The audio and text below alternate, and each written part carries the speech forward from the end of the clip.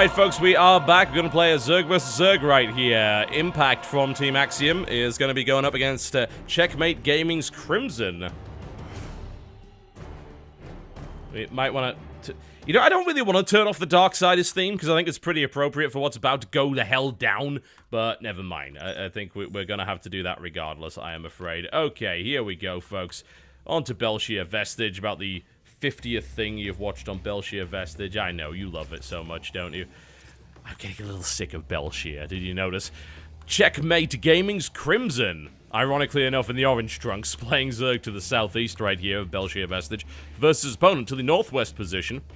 In statistically one of his worst matchups, unless you count Ace of Team Story Cup, in which case it's by far his best, to the northwest position in the blue trunks playing Zerg. It is Axiom Impact.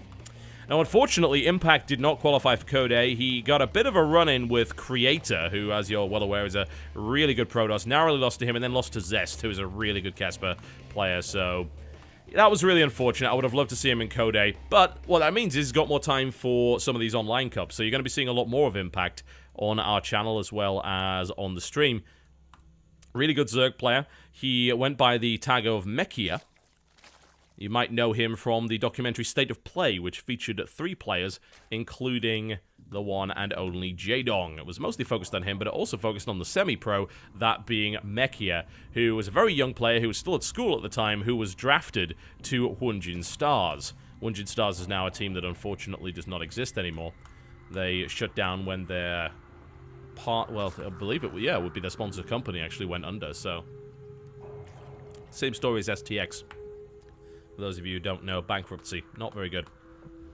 Now, we knew that this was going to happen, and the coaches over at Hunjin Stars we had a really good working relationship with. We actually do a lot of practice with them. We actually still do practice. If you want to know the guy who Impact has been practicing Zerg versus Zerg with lately, that would be Solkey. So we have a good relationship with the ex-Hunjin Stars players.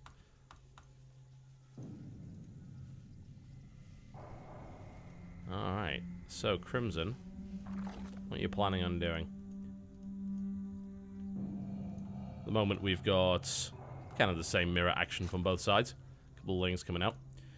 But Impact has been working on his Zerg versus Zerg. He lost a lot of ZVZ in Team Leagues, especially GSTL. His win rate was not very good at all. In fact, I don't think he won a single Zerg versus Zerg in that.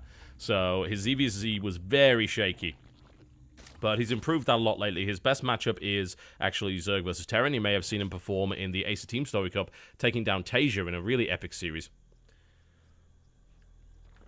But his ZVZ, it certainly was weaker. I think it's a hell of a lot better now, though, so we'll see how it goes. He got a bit impetuous a lot of the time. He would get aggressive and then just fumble his control and end up losing a bunch of Banelings and then just lose the game. That was a bit unfortunate. I think it was nerves mostly, but he seems to be getting over that quite nicely. Crimson gonna try and get a scout, and he's gonna be able to get it. Neither of those things going down to the queen there, so that's a little annoying for Impact, but a couple of things will pop out.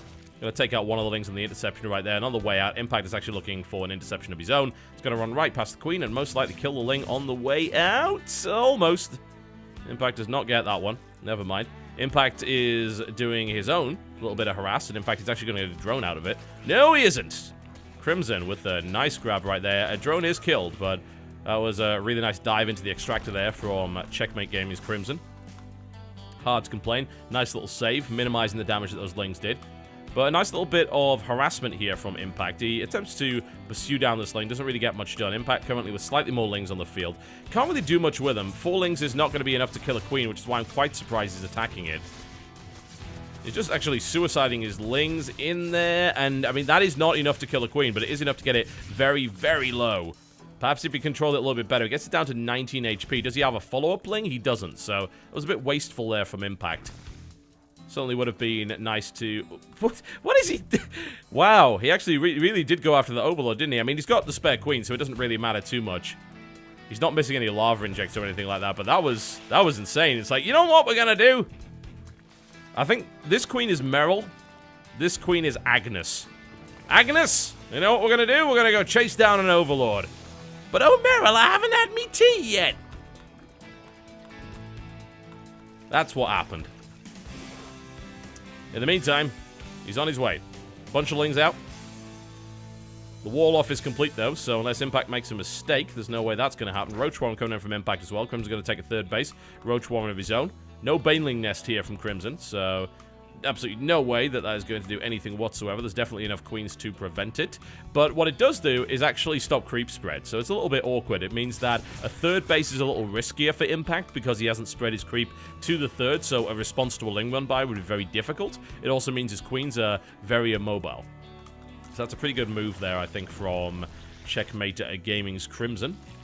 Very nice indeed. It's going to pick off yet another creep tumor. Excellent control there. In the meantime, Lair is on the way up. It's a bit earlier for Impact, though. Notice that Roach Warren going down there. But he is going all... No, he's not. He's actually on 3 gas, so he's not going all 4. And I see some Roach aggression, maybe Hydralisk backing it up, which is pretty common for mid-game against a Zerg player. It looks like they're both going for exactly the same thing, in fact. Crimson's going to be a little slower on stuff like Roach speed, but that shouldn't make too much of a difference if he's being defensive. Alright, there's the completion for Impact. So we should see Roach speed following this up any moment now. Bunch of links coming out here for him as well. The third is currently being denied quite nicely here by Crimson. So this has got to... something's got to give here. Impact's either got to get aggressive, or he's got to take a third elsewhere. He's got to push those away, and there's his third base coming down. But, again, that's pretty late. This third base is already done, so Crimson's got access to some extra lava. He hasn't saturated. He doesn't quite have enough drones to do that, but he's going to be able to mine that. A bunch of links coming down, and Crimson gets surrounded completely. Impact suddenly right out of the gate. Very quick. Roaches on the way from both sides at the moment, and double upgrades. +1 Carapace is actually not done for Impact. In fact, he's not... he is researching it. There we go. It is double upgrades coming out right here from Impact, and only single. And a big Ling run-by comes in. He looks for the surround once again, and Impact is absolutely crushing the Lings of Crimson right here. He's got plenty. He has absolutely enough to do that. Looking to try and get the surround of the Spine Crawler. He's able to do that. Drone's coming off the line here as well. Crimson with his own Roaches coming in. Not quite enough Lings to really shut these Roaches down. He's able to take out one, but that's really about it. But the drone line just get absolutely massacred. Impact overruns it completely. Yeah, more Lings coming in. Crimson bringing these Roaches in to try and defend. 14 workers killed by Impact, however. I'm not going to make the obvious pun there, but whatever the case, Crimson's really feeling it right now. Upgrades are on the way as well. So Impact was able to equalize the economic situation. It was much, much later on the third, but then he guts that mineral line and everything's just fine again. So things are a little bit more even, but this upgrade situation is going to start to affect Crimson quite a lot. It doesn't really make that much difference, again, in a Roach versus Roach war, but if Impact continues to use Lings and things like that, then that could be a little different. We'll have to see. I can only imagine it's going to go Roach versus Roach, though. You wouldn't really use Lings for anything aside from run-bys. And the question is, who goes Hydra first, I suppose, out of this? Impact looking to try and make something happen with these Lings. That's not going to happen. Didn't get that third base. He may be able to do a run-by later on against it. That might be worthwhile. It's already pretty damaged and quite vulnerable. And Roaches are less than mobile, one might say. Crimson's on the way out. Currently 24 Roaches to 29 in the favor of Impact. This is not an attack, I feel, that Crimson should actually be making. He's going right into a concave. That's not good, and the defender's advantage is really going to come into play here. Crimson forced back. Slight upgrade advantage for Impact. Doesn't make a huge difference in the Roach Wars, but right now, it is 33 to 17. Crimson is in a lot of trouble. He ran into that. He didn't really get anything out of it. Maybe if he'd attacked the third base, he would have had more luck, but going up there seemed a little suicidal.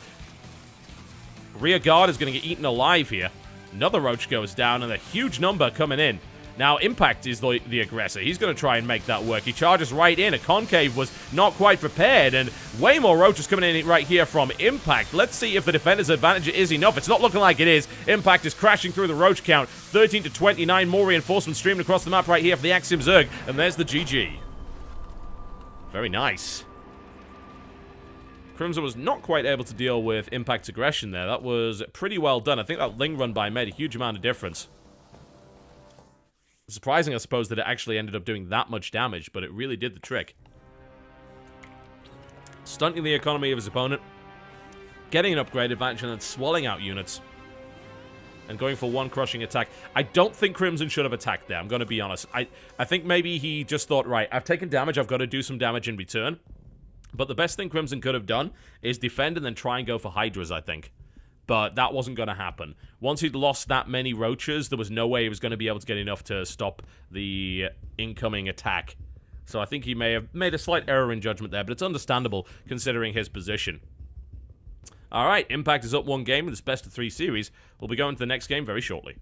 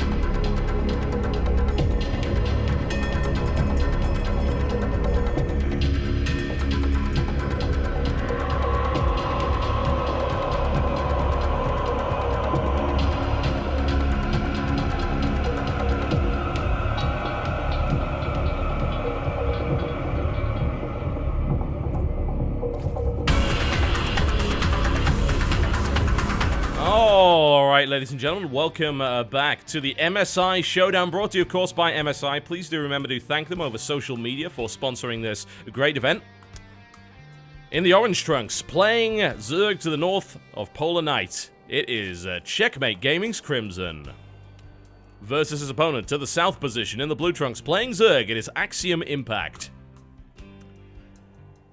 Impact did pretty well. Pretty well there, I've got to say. Oh, hello, that's a... Whoa, that's a 9 pool coming out right here from Impact. Fancy, fancy, okay. Good map to do it on as well. 2-player map. Little difficult to deal with. Let's see what Crimson does. If Crimson goes hatch first, this could be a little tricky. If he goes 14 pool, he should be fine. What's he going to do? He's going to pull, he's going to pull, he's going to pull. Is he going to pull? Still no pull. This is worrying. Alright, he just needs enough for a spawning pull. Uh-oh, he's gone up to 15. This is bad. If he goes 17, he's gone for a hatchery. Oh, dear. This is potentially disastrous right here for our Orange Zerg player. A 9 pull shuts this down hard. Really, really hard. Crimson's most likely going to get his pool on... Well, he might still get his pool on 14. He may build some more drones. If he builds more drones before it, the chances of him holding this... very, very unlikely. Pool does go down at 14, but there's already 8 lings on the way. This is a really nasty build coming out right here from Impact. Crimson did not pick the right option. He didn't play safe enough. This might not go well. Crimson sees the lings coming, and there's not really much he can do at this point. He's gonna have to sacrifice this hatchery, so... usually what you do in this situation to try and get back into the game is you would hold the hatchery for as long as possible and then cancel it. Don't let it complete. If you let it complete, the lings kill it. That's pretty much it. Try and hold on till he gets enough lings. Get a spine crawler up in the main and try and defend it. That's really the only hope he's got here. So the lings are here. There's 12 lings, 10 drones versus 15 drones, and no lings. 6 lings and a queen coming out, which is actually nowhere near enough. We really need to see spines coming out here from Crimson, otherwise this absolutely will not work out for him. That's the cancellation. Holds it the last moment. That's the correct option. Lings now come in. Good surround here by Crimson. Able to take out one of these lings, but this is going to be a really hard defense. Lings now popping out right here for Crimson. Impact, of course, is going to control this well. Spine crawler going down. There's a few too many lings right here for Crimson, though. Decent control coming out from the Orange Zerg player, but it is still 7 lings to 3. So this gets a little bit difficult. Drones now coming off the line here. Crimson manages to clean this up. Couple of lings left, but that's really about it. And now the game will equalize. Alright, well, we're seeing, of course, a drone surge coming out right here from Impact. Crimson could actually cancel this spine crawler. It might be a good idea to do that. He's lost a bit of mining time. 3 workers were killed and a hatchery cancelled. That could have been game over, but Crimson dealt with that pretty well.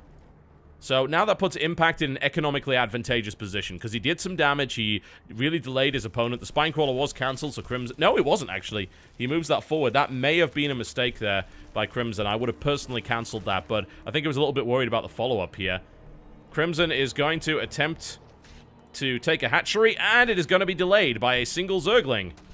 The last Zergling that got out is going to be a complete pain in the ass until it finally gets cleaned up here by Crimson, which is currently not going to happen. Impact doing a little dance, making a little love, and, well, he got down tonight. Staying on the dance floor. Blood on the dance floor. That's a terrible band. Don't think about them. Alright, Impact going for his hatchery right here. Ends up with the hatchery quicker than his opponent. Builds a bunch more lings as well. So this is a little bit of weird follow-up aggression that I don't think Crimson is ready for. He doesn't have enough lings to defend it. So if 22 lings crash down that hatchery, that's going to be yet another cancellation. Honestly, Crimson is really far behind here. He's trying to get a Baneling nest up, which can be the great equalizer if it gets a good connection, but Impact is on his way over again, and there's not enough here to defend this. The spine crawler's coming in, but it's not even close enough to actually save this hatchery. In come the lings. He tries to get the connection once again. He should be able to make that happen here. Gets pretty good surround. A little bit of damage done. The spine crawler is now up, and so Queen's trying to actually deal with this as well. Moves away back out of range to the spine. More reinforcements coming in. The lings are getting murdered here. Impact with speedlings versus no speed here for Crimson. Another cancellation. This is horrible. Crimson's going to lose his Spine Crawler here. By the looks of it, Lings are actually trapped behind the Queens. The Spine Crawler has been eliminated. The Queens will be able to hold these Lings for a while, but that's another hatchery cancelled, and that's really nasty. One Queen falls. The rest are going to get cleaned up. Baneling's getting morphed here in the front. Impact pulls back, losing pretty much all of his Lings in the process, but it was worth it to stop that hatchery going down. So we're looking at double hatchery production versus one hatchery. Baneling nest out for both players. He even gets into the base. The sneaky little devil gets another little scout up, sees, alright, okay, you got Baneling nest. Everything's looking normal here. This is going to be very difficult for Crimson to come back from, let's be honest. Very, very difficult. If he gets some miraculous Baneling hits and manages to do damage to the natural, he could get back into the game. Outside of that, it's going to be very tricky. A Spine Crawler is about to complete just as these Banelings make their way in. Oh, that was weird. One of Impact's Banelings going off there, but all of Crimson's gone, and that was driven away very nastily. We've got a couple more Banelings coming in, but with the Spine Crawler, there's no chance they'll do any damage. And I think Impact's just going to try and pick them off, maybe. He should be able to do that with a couple of Lings. That would be a nice little pick-off. He sees it, splits off one Ling to try and deal with those Banes. And he should be able to do that, actually. The Lings of Crimson are going all the way back to the base, so that's going to be at least one Baneling kill, possibly two. More Lings on the way here, looking for yet another denial. Baneling's being morphed in again from Crimson. He may be able to get some good hits. He's got a decent amount of Lings here now. Another Ling picks off that Baneling. Impact murdering that horribly. There's the surround coming in again. Oh, Impact with a connection. So Crimson has finally managed to establish his natural. Unfortunately for him, Impact switched to roaches a little while ago and is building 10. Crimson has no defense to that. Unless he gets a sniff of it and manages to get a bunch of Spine Crawlers up. This Baneling is having the time of its life here, and I think it's going to have the time of its death momentarily. There it goes. Pop goes the Weasel. And right now, there's nothing that Crimson can really do to hold this. He doesn't have enough units. He doesn't have Spines ready. He's not prepared for a Roach transition. Honestly, even if he was, losing the natural twice and being that far behind means that you're not going to get much done, I'm afraid. Roaches are now on the way. Lings to reinforce. Crimson realizes what's happening. 4 Spine Crawlers on the way. He sees the Roaches coming in with his Overlord. It might be enough to hold it off. And honestly, if Impact bleeds out here and Crimson manages to reestablish, we could have a game on our hands. If he doesn't, this could be problematic. There are enough Spines going up to throw back that number of Roaches, but only if they finish. Impact is morphing in a huge number of Banelings. He may just attempt to take the natural ramp. More Lings on the way here. Alright. Here it is. Impact ready to fight. Walls off his opponent. There's no leaving now. Spine Crawler's now moving into position to try and deal with this Impact with the Banelings, trying to connect with his opponent's Banelings. Doesn't get that to happen. Not a great detonation here from Impact. More Banelings moving in, but they're moving in against the wall of Roaches. That's not going to do too much. The Banelings kept behind right there for Impact. A bunch of Roaches take a lot of damage, though, but he's got to take control of that ramp. He's going all the way up the top, and then he can reverse and destroy those Lings. Nice little split right there by Crimson, but it's not going to be enough by the looks of it. The Banelings make their way into the mineral line, and all of the drones go down in a massive explosion, and that's the GG and 2-0 for Impact. Ouch.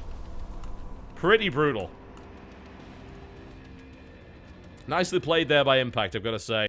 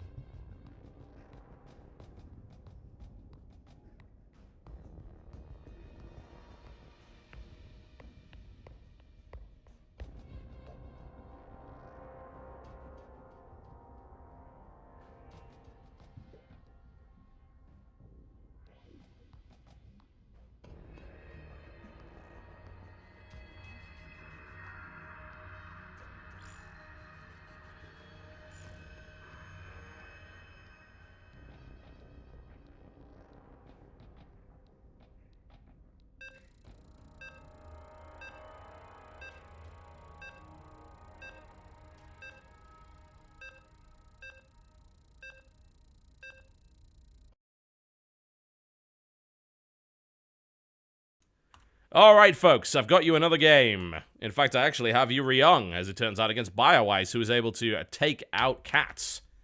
So, let's make this one happen. Alright, here we are. Very cool. Thought I'd get you into another game nice and quickly. Seemed reasonable, doesn't it? Absolutely.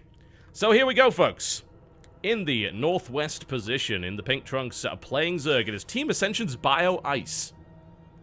Versus opponent to the southeast position, in the blue trunks, playing Terran, it is Axiom Ryung. So, Team Ascension is not one that I'm particularly familiar with, I've got to say. But BioIce, also known as Jackson...